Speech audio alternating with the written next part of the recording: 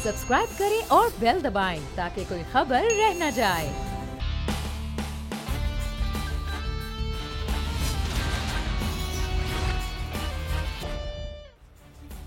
अस्सलामुअलैकुम। Special report with Mudassar Iqbal के साथ हाजिर खिदमत है। नाज़रीन, आज एक बड़ी खबर 8 साल के बाद सामने आई, उसके हवाले से बात करेंगे। हम बात करें आज की एक बड़ी खबर के हवाले से कि 8 साल के बाद सानिया बल्दिया फैक्ट्री का फैसला आ गया है। फैसल अजीज़ खान साहब हमारे साथ मौजूद हैं, सीनियर सहाफ़ी तजज़ियाकार, एंकर पर्सन। बहुत शुक्रिया फैसल अजीज़ साहब। बड़ा इंतज़ार था, 4-5 दिन ये लेट भी हुआ, फैसला मौखर किया गया। आज के दिन पर 2 लोगों को सजाए मौत और मुतादिद बार सजाए मौत का फैसला हुआ है।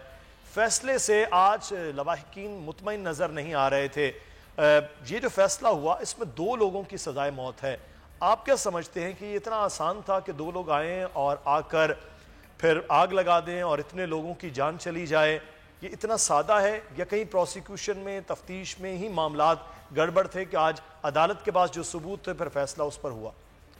देखिए, एक तो सानिया इतना बड़ा है और फैसला जो है वो हजम नहीं हो रहा।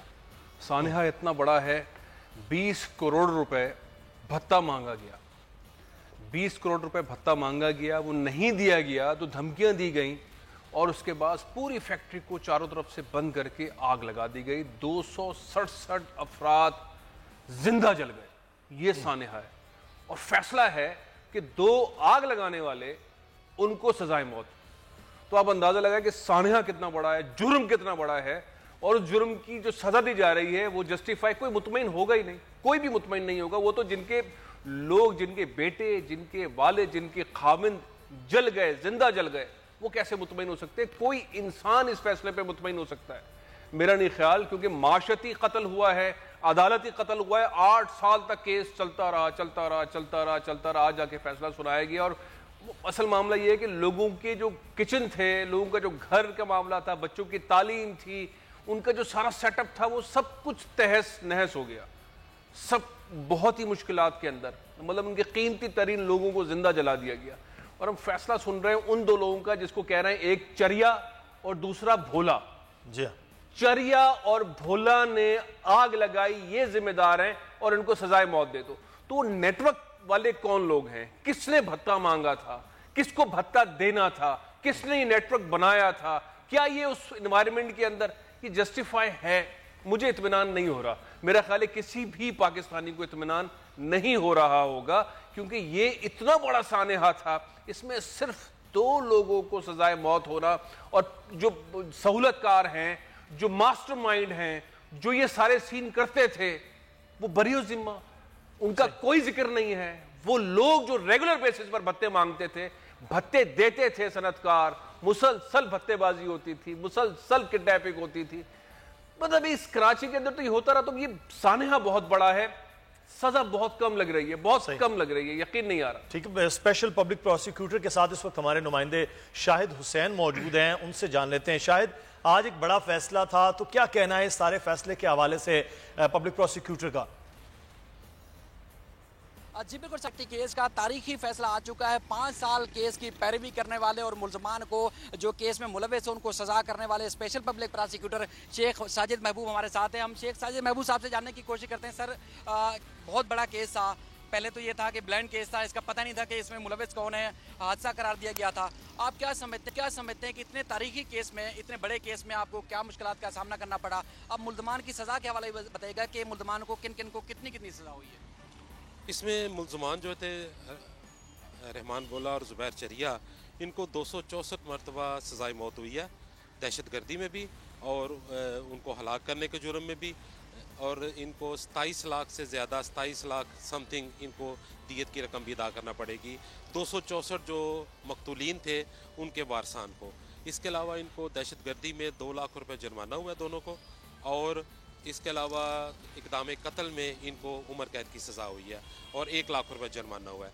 इसी तरह जो 4 थे फैक्ट्री चौकीदार, उनको उम्र कैद की सज़ा हुई है फैसिलिटेशन में और उसमें मुलजमान को सहूलत देने में, और इसके अलावा मुलजमान को फैसिलिटेट करने में, दरवाजे बंद रखने में, और जो वर्कर वहाँ पे सैकड़ों काम कर रहे थे उनकी जान को खतरे के डालने के जुर्म में उनको उम्र कैद की सज़ा हुई है और 1-1 लाख रुपए जुर्माना है ये इसमें। और इसके अलावा भत्ते में बत्ते में इनको उम्र कैद की सज़ा दी गई है दोनों मुल्ज़मान को। बहुत शुक्रिया। ये बात सामने अब आ चुकी है कि 264 बार एक एक मुलजिम को फांसी की सजा सुनाने का अदालत ने हुक्म दिया और इसके अलावा 264 जो मुतासरीन हैं। बहुत शुक्रिया शाहिद हुसैन, हमें तफसीलात से आए थे। तो ये अब जुर्माना भी किया गया है और 264 बार सजाए मौत भी है। फैसल साहब, ये तो सजाए मौत है इन लोगों के लिए, बाकी जो जुर्माना है वो 27 लाख रुपए है, जिसको डिवाइड करके आता है कि 10,112 रुपए और 35 पैसे। ये दियत के जो जुर्माना किया गया, दियत का जो पैसे हैं वो है 2 लाख रुपया दहशत गर्दी के हवाले से वो जुर्माना किया गया अदालत की जानिब से। तो अब जो आप सवाल उठा रहे हैं कि जो असल लोग हैं जो लाखों करोड़ों रुपया भत्ता लेने वाले थे वो सारे मंजर से ऐसे गायब हो गए, तो कहीं ना कहीं फिर ये प्रोसिक्यूशन के जो मामलात हुए, तफ्तीश के मामलात हुए, वहीं पर गड़बड़ हुई है।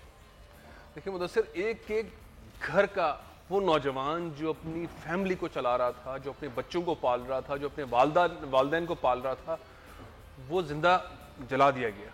उसके घर का हाल किया, उसके किचन का हाल किया। ये जुर्माना जो 27 लाख रुपए हुआ है ये 264 फैमिलीज में तकसीम होगा, जो आपने फिगर भी दिया।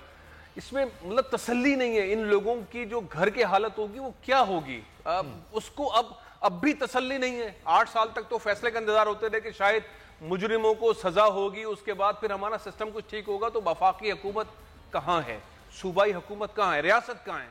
रियासत कहाँ है जिसने सर भी ढांपना है, जिसमें तसल्ली भी देनी है, जिसने रोजगार भी देना है, जिसने आंसू भी पोंछने हैं, वो कहाँ है? वो उसका एक गैप है, वो बहुत जरूरत है इस बात की। और दूसरा, मैं जो बार बार फील कर रहा हूं, मेरा ख्याल है कोई भी इससे डिसएग्री नहीं करेगा, कोई पाकिस्तानी, पाकिस्तान से बाहर भी कोई इंसानियत बेस पर भी, कि ये जो जलाए गए लोग हैं, इनको जो सजाएं दी गई हैं, जो मुजरिमों को सजाएं दी गई हैं, वो सिर्फ ये 2 लोग ही हैं, जिसका एक का नाम भोला है और दूसरे का नाम चरिया है।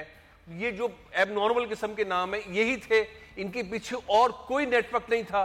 सजाएं उनको नहीं मिलेंगी, सजाएं उस तरफ नहीं जाएंगी, एक ये वाली बात। दूसरा ये कि इंसदाद दहशतगर्दी की अदालतों से सजाएं हो जाती है, उसके बाद फिर हाई कोर्ट में चले जाते हैं और हाई कोर्ट में जाके फिर मामला लटक जाता है। 8 साल तक लोग इंतजार करते रहे और अब हाई कोर्ट में जाके फिर क्या सूरत हाल? ये अब सूरत हाल आगे। मैं यहाँ पर हमें एक ब्रेक के लिए, अजीज साहब, यकीनी तौर पर यह बड़ा फैसला, लेकिन इस फैसले को लेकर लवाहिकीन भी परेशान है और खुद पूरी कौम भी। हमें यहाँ पर एक ब्रेक लेना है, ब्रेक के बाद वापस आते मजीद बात।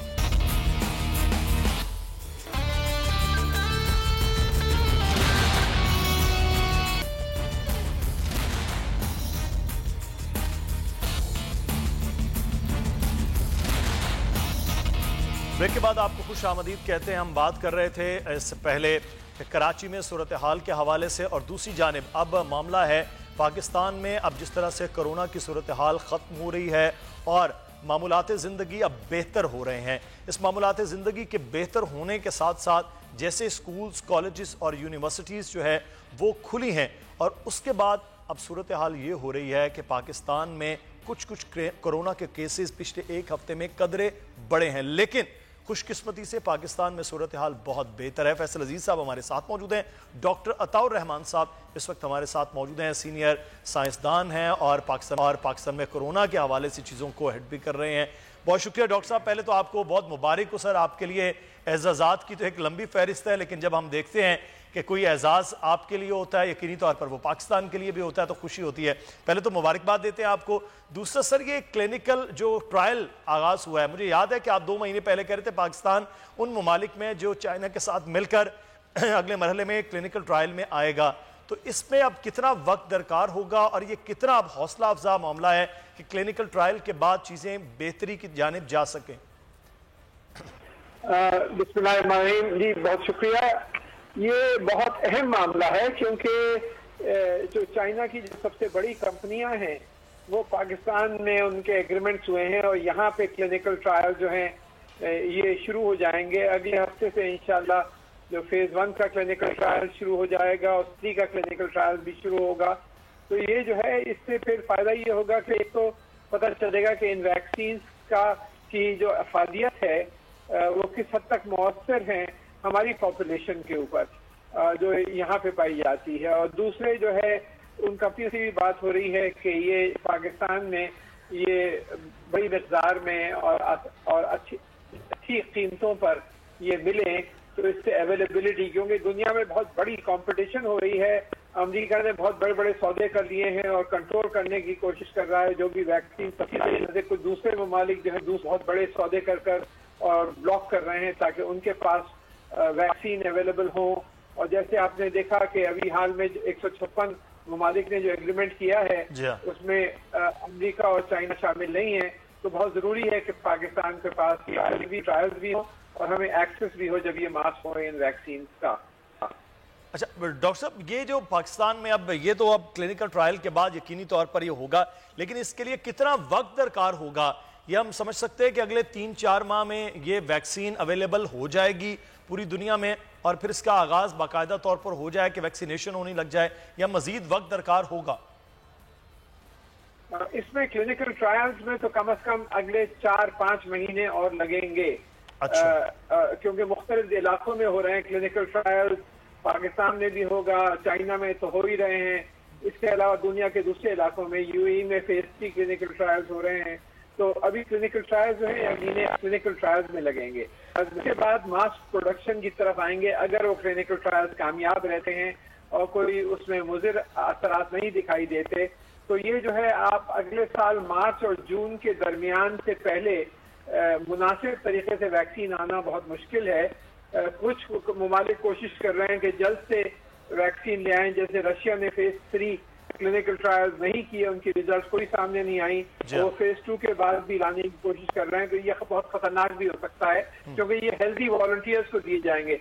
ये जो वैक्सीन है ये बीमार आदमियों के लिए नहीं है, ये जो अपने आप को प्रोटेक्ट करना चाहिए, आपको प्रोटेक्ट करने जो सेहतमंद अफराद हैं। अच्छा। और अगर ये वैक्सीन पूरी तरह इसके ट्रायल से साबित नहीं हो गया कि ये सेफ है, तो उल्टा इसका असर हो सकता है कि एक आदमी जो सेहतमंद है उसको कोरोना की बीमारी भी लग सकती है। तो इसके लिए बहुत एहतियात से सेफ्टी प्रोटोकॉल्स पूरे हो जाए, उसके बाद फिर ये मार्केट में आनी चाहिए, उससे पहले कोई शॉर्टकट्स नहीं होने चाहिए।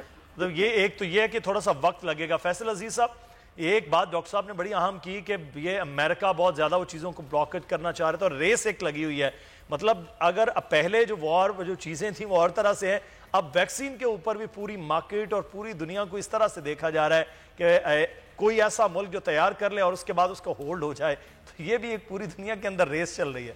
देखिए ये होना ही था, उसकी वजह यह है कि जो इसमें आगे बढ़ेगा उसको सबसे पहले अपने लोगों को सेफ भी करना है और पैसे भी बनाने हैं। ये उनसर तो हमेशा रहता ही है और डॉक्टर साहब ने ये बात बहुत पहले कह दी थी और ये अब ग्राउंड पे नजर आना शुरू हो गई है। अब मामला ये है कि तस्कीर वाला मरहला कब शुरू होगा, एतमाद वाला कब शुरू होगा, ट्रस्ट लेवल कब शुरू होगा, वो कौन सी वैक्सीन में होगा, वो रशियन, चाइनीज, अमेरिका, जर्मन कौन सा होगा जिसके ऊपर बोले कि हाँ ये अब 100% ठीक है। अगला मरहला मेरा ख्याल है ये वाला होगा जिसके ऊपर लोग तय करेंगे कि या कंट्रीज तय करेंगे या कंपनीज तय करेंगे कि हाँ ये अब सारे प्रोसेस के बाद अब एतमाद हो गया है इस चीज के ऊपर, और फिर वो लीड लेना शुरू कर देगी वो कंपनी या वो मुल्क, और फिर सब उसको फॉलो करेंगे। तो मेरा ख्याल है कि अगले साल जाके एंड में ही मिड और एंड के अंदर ये चीजें क्लियर होगी। लेकिन ये जो डॉक्टर साहब ने ये बात कही है, जैसे पाकिस्तान ने चाइनीज वाले प्रोसेस के अंदर अमल किया, तो पाकिस्तान ने तो बहुत क्लियर किया कि फौजी जवान और पुलिस एहलकार उनके ऊपर ये वैक्सीन जो है वो इस्तेमाल की जाएगी। तो पाकिस्तान तो इस साइड पे बिल्कुल ही वही वाली बात के एहतियात के साथ जा रहा है। लेकिन बहरहाल इस वक्त सवाल जो बड़ा खड़ा हो रहा है, जो मैं चाहूंगा कि आपके तवज्जुह से डॉक्टर साहब से पूछा जाए जी, कि हम एक नए मरहले में डॉक्टर साहब दाखिल हो रहे हैं, वो है बच्चों को स्कूल भेजना जी। और बच्चे स्कूल जा रहे हैं और आज फिर हमने देखा कि ये ऐलान हुआ है अब छोटे बच्चे भी स्कूल जाएंगे। हम फैसला ठीक कर रहे हैं या ये बच्चे कैरियर साबित हो गए और अपने दादा दादी, नाना नानी और पेरेंट्स तक कोविड-19 का ये वायरस लेकर आ जाएंगे? ये एहतियाती मराहिल को अगर फेस नहीं किया, उसको सही तरीके से नहीं अपनाया, तो कहीं हम लंबे मामले में तो नहीं फंस जाएंगे? फैसला ठीक है या नहीं डॉक्टर साहब? ये बिल्कुल बहुत बड़ा खतरा है ये कि अगर सही तरीके से प्रोटोकॉल्स फॉलो नहीं हुए और यकीनन बच्चे वो प्रोटोकॉल फॉलो नहीं करेंगे और आपस में मिक्सिंग करेंगे, जितना ही आप कम भेजें, लेकिन वो जो है बच्चे बच्चे होते हैं और इस वजह से वो तो इन्फेक्ट होंगे, लेकिन जैसे बुजुर्ग अफराद हैं जब वो घर आएंगे तो उनको भी इन्फेक्ट कर देंगे। तो इसका बड़ा सख्त कंट्रोल रखना है हमें। रोजाना की बुनियाद पे मॉनिटरिंग होनी चाहिए। जो कमांड एंड कंट्रोल सेंटर है, जिस स्कूल में एक भी ऐसा केस आए वो पूरा फौरन बंद कर देना चाहिए और हो सकता है कि आपके बहुत सारे स्कूल जो हैं वो बंद हो जाएं। अगर आपने ये नहीं किया और सही तरीके से मॉनिटरिंग नहीं की तो ये वायरस जो है ये आग की तरह होता है। देखिए ना कितनी वेव्स आ रही हैं अब, बरतानिया में दूसरी वेव आ रही है, तीसरी वेव अब शुरू हो रही है, ऑस्ट्रेलिया में, अमेरिका के बहुत से सूबों में बहुत ही खतरनाक सिचुएशन है। इसको सख्त मॉनिटरिंग की जरूरत है और फौरी तौर पे इक़दाम की जरूरत है जहां भी देखा कि ये फैलना शुरू हुआ है, क्योंकि ये स्कूलों से और शादी हॉल जो खोल रहे हैं उनकी वजह से और दूसरी जगहों पे जहाँ लोग जमा होते हैं फौरन फैलता है। और जब तक कि ये वैक्सीन नहीं आ जाती, इसमें अभी 8-10 महीने लग सकते हैं आम अवेलेबल होने में, और उसकी कीमत भी खासी होगी वैक्सीन की। हो सकता है बहुत से लोग अफोर्ड नहीं कर पाए, कोई अंदाजा नहीं है कि 50,000 से लाख तक कीमत हो सकती है इसकी, तो डोजेस की, तो वो हर एक कोई अफोर्ड नहीं कर पाएगा। तो इसके लिए ये भी हमें एक चैलेंज है कि सस्ते दामों में मिले और आम आदमी को मुहैया हो। अच्छा डॉक्टर साहब, एक सवाल यहाँ पर है कि ये जब हम देखते हैं खित्ते में तो पाकिस्तान में केसेस बड़ी तेजी के साथ ग्राफ जब भी देखा जाता है वो नीचे आ रहा है, इसकी क्या वजह है कि हमारे भारत में भी मरीजों की तादाद बढ़ रही है, अफगानिस्तान में भी, ईरान में भी खातर खा कमी नहीं है, पाकिस्तान में ये तादाद बड़ी कम होती रही है पिछले कुछ 1.5-2 माह से, इसकी क्या वजह है? इसका जो पॉलिसी जो शुरू में अपनाई थी ना वो बहुत अच्छी थी। ये जैसे मैंने कहा ये आग की तरह है और अगर इसको शुरू में काबू नहीं किया तो बहुत तेजी से भड़क के फैल जाती है। हिंदुस्तान की पॉलिसी बिल्कुल रही, उन्होंने लॉकडाउन करने की कोशिश की लेकिन लोगों को सबको निकाला, तो लोग जो है वो देहातों में फैले और पूरे मुल्क पर आज देखें 90,000 लाख केसेस रोजाना आ रहे हैं। पाकिस्तान में फौरी तौर पे हमने कंट्रोल कर लिया इसको और शुरू का महीना 6 हफ्ते सख्त लॉकडाउन किया और फिर स्मार्ट लॉकडाउन की पॉलिसी पे गए, तो ये बिल्कुल सही पॉलिसी थी। और फिर इन्होंने जिन इलाकों में ये उभरा वो 1000-1500 इलाके ऐसे थे जिनका हॉटस्पॉट आइडेंटिफाई करके, और अभी भी ये चल रहा है, उन इलाकों में लॉकडाउन जारी रखा। तो ये जो है ये पॉलिसी कामयाब हुई है पाकिस्तान के अंदर, और इसी वजह से हॉस्पिटल्स पे प्रेशर इतना नहीं पड़ा जितना पड़ सकता था, सेफ रहे हैं। नेचुरल इम्यूनिटी की बात भी है, लेकिन नेचुरल इम्यूनिटी तो हिंदुस्तान में भी है, वो कोई खास ऐसा डिफरेंस फैक्टर नहीं है, क्योंकि माहौल में जो आलूदियत है वो यहाँ भी है और हिंदुस्तान में भी है। तो जो असल जो बुनियादी वजह है कि शुरू में हमने लॉकडाउन किया था, लॉकडाउन की तरफ गए और फिर ग्रेजुअली खोला, बिल्कुल सही पॉलिसी थी। लेकिन अगर आप देखें श्रीलंका के स्टेटिस्टिक्स पाकिस्तान से भी कहीं बेहतर है, वहाँ कोई 12-15 से ज्यादा अमवात नहीं हुई है अभी तक और बहुत कम केसेस हैं श्रीलंका में। ये सिचुएशन मलेशिया में भी है। तो कुछ ममालिक हैं जो उन्होंने सही तरीके से कंट्रोल किया और वहाँ पे चीजें कंट्रोल में नहीं है। सही, बहुत शुक्रिया डॉक्टर ताउर रहमान साहब। यकीनी तौर पर अब जो क्लिनिकल ट्रायल है वो बता रहे हैं डॉक्टर साहब के 5 महीने तक ये चल सकता है और उसके बाद फिर ये वैक्सीन आएगी, और उनका भी इतना नहीं है कि अवेलेबल हो जाए हर आम आदमी के लिए, ये भी एक बड़ा चैलेंज होगा। बहुत शुक्रिया डॉक्टर ताउर रहमान साहब आपका। फैसल अजीज साहब आपका भी बहुत शुक्रिया। और आपको यहाँ पर बताएंगे कि पाकिस्तान में इस वक्त सानिया कश्मीर के हवाले से जो मामलात हो रहे हैं और अगले आने वाले दिनों में वज़ीर आज़म इमरान खान खिताब करेंगे यूनाइटेड नेशन में, और उससे पहले आज वज़ीर ख़ारजा के खिताब के हवाले से शाह महमूद कुरैशी वज़ीर ख़ारजा का खिताब भी आया है और उसमें उन्होंने कहा कि अक़वाम मुत्तहिदा की 75वीं सालगिरह के मौके पर अपने खिताब के हवाले से उन्होंने आगाह किया कि हमें अपने गिरबानों में झांकना चाहिए। अगर आज हम नज़र दौड़ाएँ तो हमें बहुत से ऐसे तनाज़ात नज़र आएंगे जो अक़वाम मुत्तहिदा में हैं लेकिन हल तलब है। जमील अहमद खान साहब हमारे साथ मौजूद हैं, सीनियर तर्जुमाकार हैं, साबिक सफ़ीर भी। बहुत शुक्रिया डॉक्टर जमील साहब आपके वक्त का। डॉक्टर साहब, ये अगले आने वाले दिनों में वज़ीर आज़म भी खिताब करेंगे, वज़ीर ख़ारजा का खिताब हो गया है। अब यूनाइटेड नेशन में पाकिस्तान कश्मीर के मामले को लेकर तो बड़ी तेज़ी के साथ आगे बढ़ रहा है। अब करने का क्या काम है जो इस वक्त होना चाहिए पाकिस्तान की दफ्तर ख़ारजा की जानिब से, वज़ारत ख़ारजा की जानिब से और सबसे बढ़ के इमरान खान साहब की जानिब से?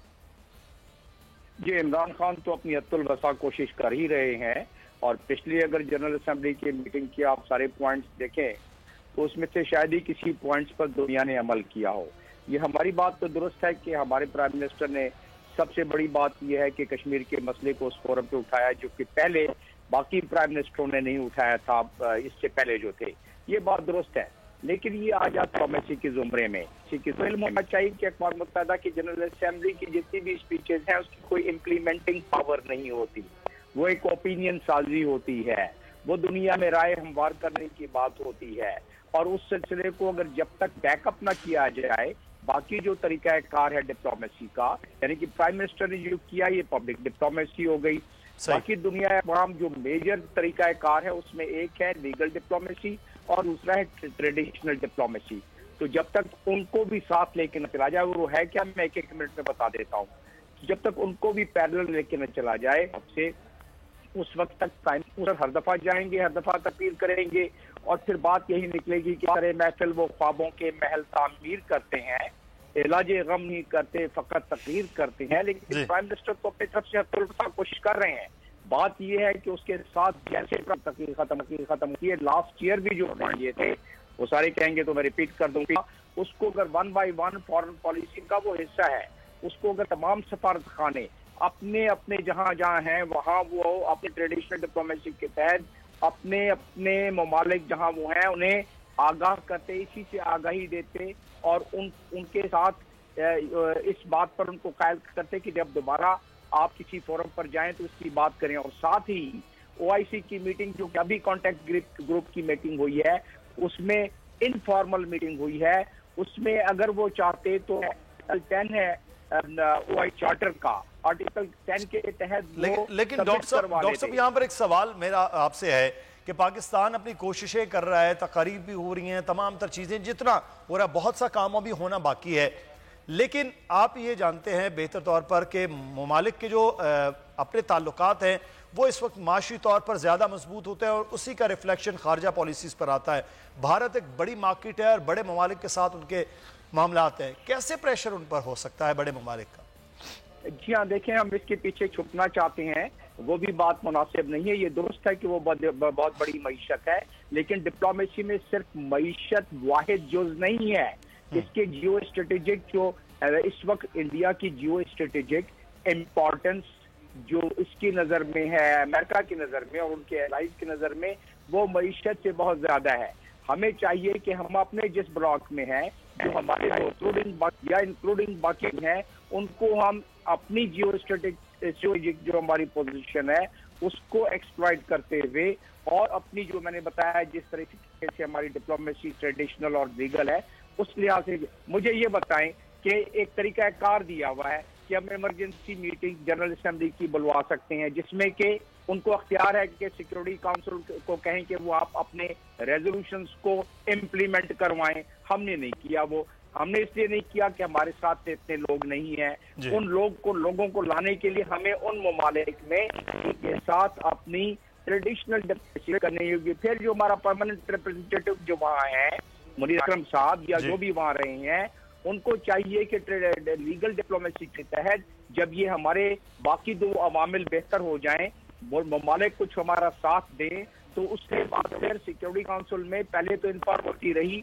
फॉर्मल मीटिंग के लिए कोशिश करें। जो P5 के हमारे ममालिक हैं उन पे जरा ज्यादा काम करने, बाकी जो 15 ममालिक हैं उन पर काम करें ताकि सिक्योरिटी काउंसिल में ये बात हो। हमने देखें इस दफा भी डिमांड किया है, इस वक्त OIC के कॉन्टेक्ट ग्रुप में डिमांड किया है। फिर आप देखेंगे प्राइम मिनिस्टर की एक अच्छी तकरीर होगी जो करना चाहिए, उसके बाद जो उनके टीम है उनको काम करना चाहिए ताकि इम्प्लीमेंटेशन हो सके।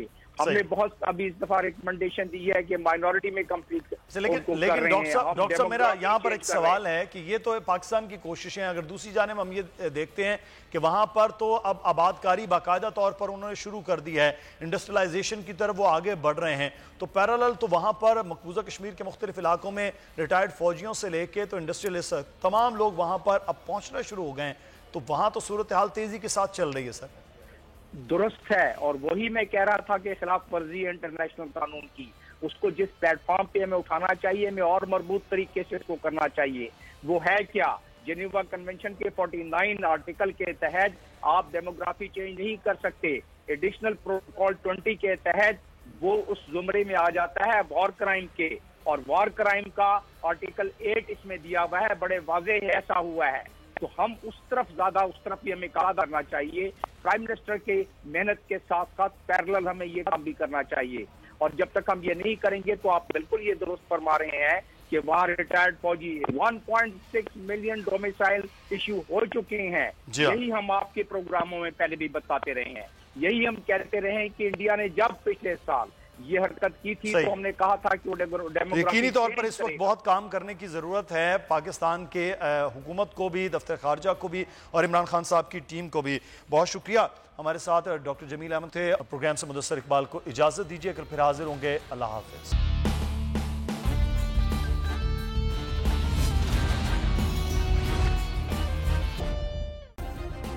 सब्सक्राइब करें और बेल दबाएं ताकि कोई खबर रह न जाए।